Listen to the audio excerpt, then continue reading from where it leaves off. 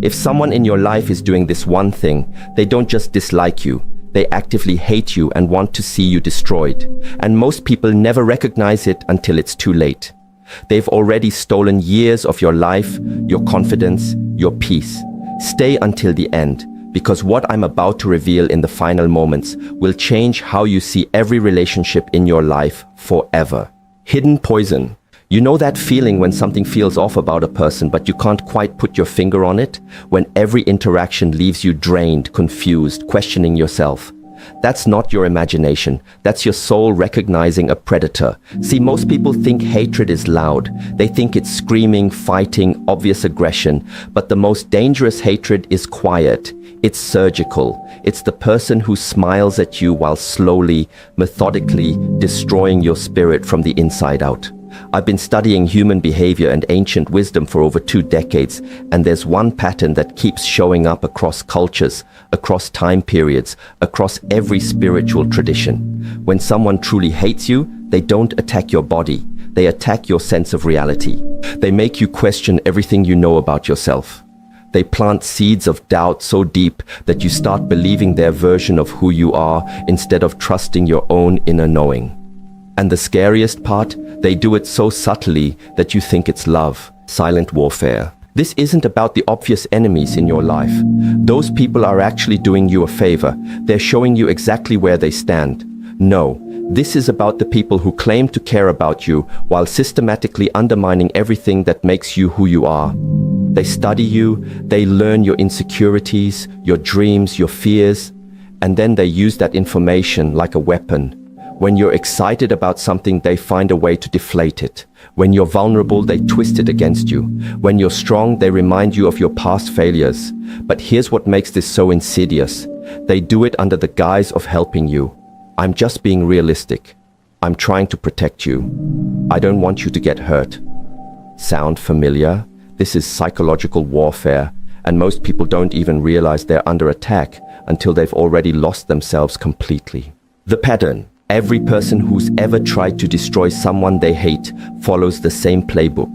It doesn't matter if it's a romantic partner, a family member, a friend, or a colleague.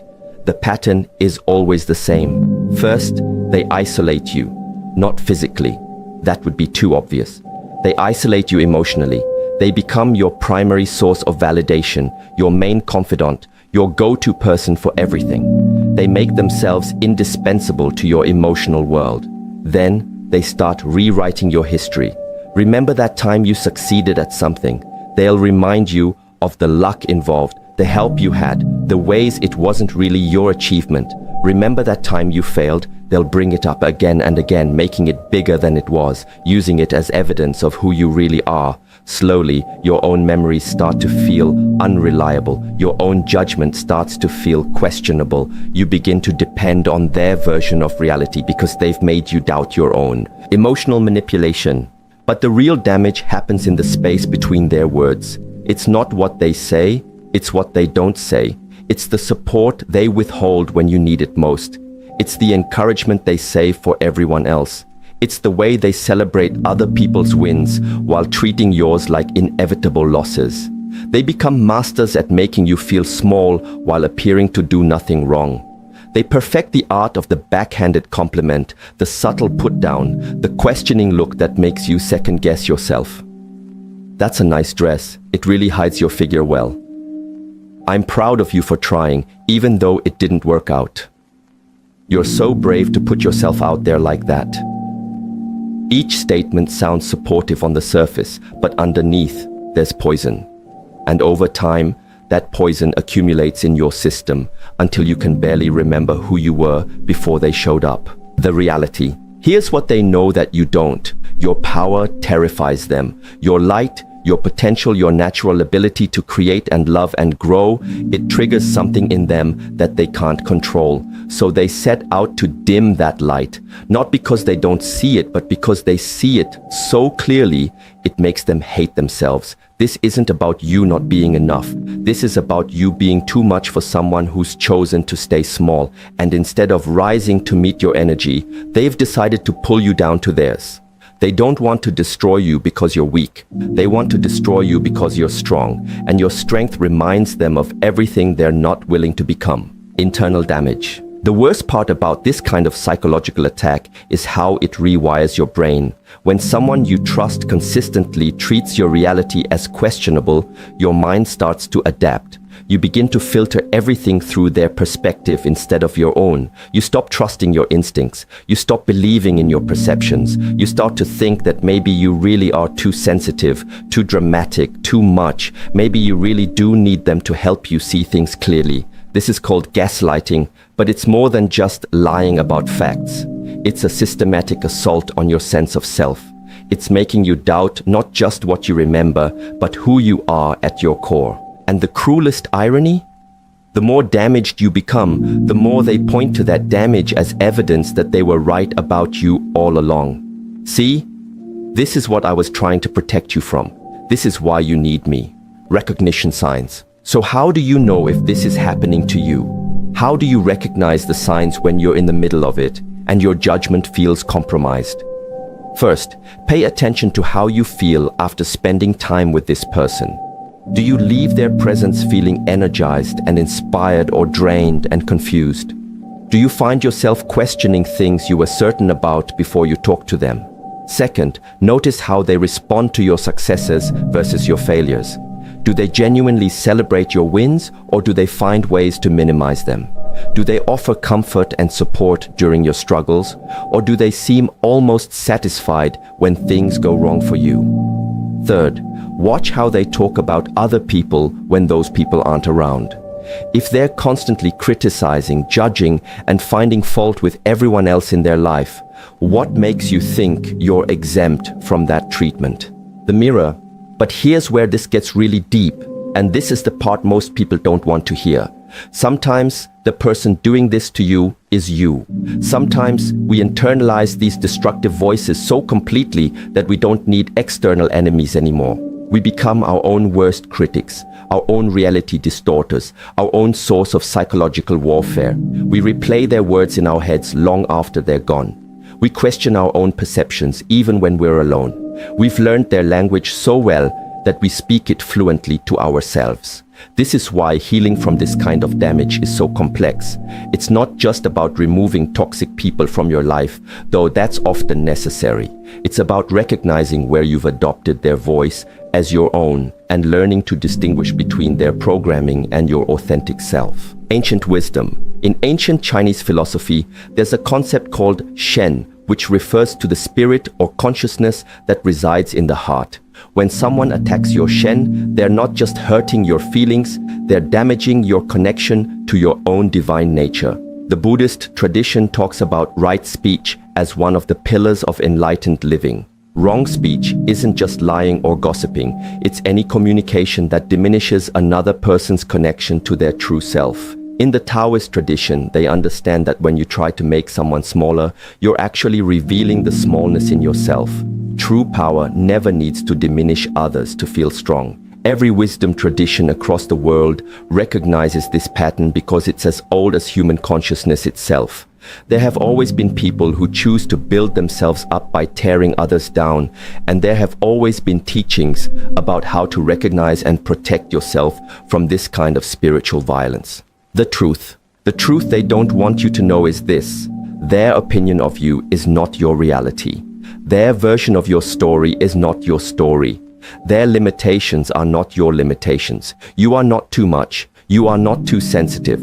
You are not crazy for feeling what you feel or knowing what you know. Your perceptions are valid. Your experiences are real. Your inner knowing is trustworthy.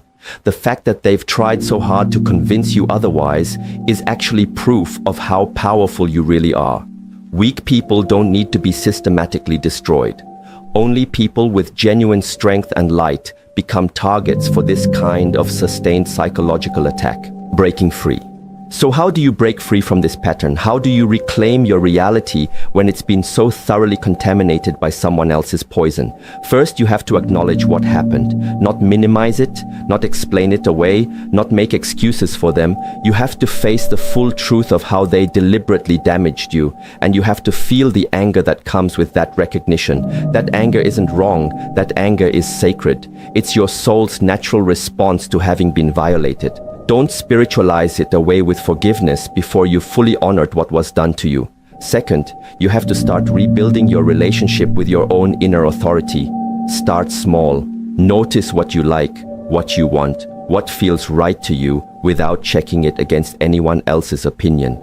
Practice trusting your own perceptions about little things until you can trust them about big things. Third, you have to learn to distinguish between your authentic voice and their implanted voice. When you hear criticism or doubt in your head, ask yourself, does this sound like me or does this sound like them? Whose words am I thinking? Whose fears am I feeling? The healing from this kind of damage isn't just about recovery, it's about reclamation. You're not just trying to get back to who you were before they damaged you. You're trying to become who you always were underneath their programming. This is spiritual archaeology. You're digging through layers of conditioning, criticism, and contamination to find the pure gold of your original self. And that gold was never destroyed. It was just buried. Every time you choose to trust your own perception over their implanted doubt, you're doing sacred work. Every time you celebrate your own wins without needing their validation, you're breaking their spell. Every time you speak kindly to yourself instead of using their internal voice, you're performing an act of rebellion. New boundaries. Part of this healing process involves learning to set boundaries that you never knew you needed. You have to protect your energy, your peace, your developing sense of self from people who would rather see you small than see you free. This doesn't mean you have to become harsh or closed off. It means you have to become discerning. You have to learn the difference between people who genuinely support your growth and people who are invested in your limitation. Some people will not like the new boundaries you set. Some people will not like the new confidence you develop. Some people will not like the new reality you create for yourself. And their resistance to your growth is the clearest sign that those boundaries are necessary. The Phoenix. There's something beautiful that happens when you finally break free from someone who's been systematically damaging you. You don't just recover, you discover. You discover parts of yourself that were hidden, strengths that were suppressed, dreams that were dismissed. You realize that all the time you spent trying to prove yourself to them, trying to win their approval, trying to make them see your worth, all of that energy can now be redirected toward actually living your life. You start to understand that their hatred was never really about you. It was about what you represented to them. Possibility, growth, change, everything they were too afraid to pursue for themselves. Recognition power. Once you've been through this experience and healed from it, you develop an almost supernatural ability to recognize it in others. You can spot the subtle put-downs, the reality distortions, the emotional manipulation tactics from a mile away. You become a safe harbor for other people who are going through what you went through. Your healing becomes a lighthouse for others who are still lost in the fog of someone else's psychological warfare. This is how trauma transforms into wisdom. This is how your pain becomes your power. This is how your greatest wound becomes your greatest gift. The warning. But here's the warning. Once you start to see this pattern clearly, you'll see it everywhere. You'll see it in relationships, in families, in workplaces, in institutions. You'll see how normalized this kind of psychological violence has become in our culture.